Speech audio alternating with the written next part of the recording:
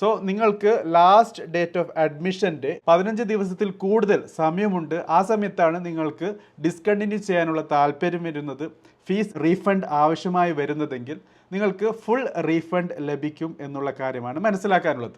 ഇനി 15 ദിവസത്തിനുള്ളിലാണ്, അതായത് final date of അഡ്മിഷന് 15 ദിവസത്തിനുള്ളിലാണ് നിങ്ങൾ ഡിസ്കണ്ടിന്യൂ ചെയ്യാൻ താല്പര്യപ്പെടുകയും ഫീ റീഫണ്ടിന് അപേക്ഷിക്കുകയും ചെയ്യുന്നതെങ്കിൽ തീർച്ചയായിട്ടും നിങ്ങൾക്ക് 90% ഫീ റീഫണ്ട് ലഭിക്കുന്നു.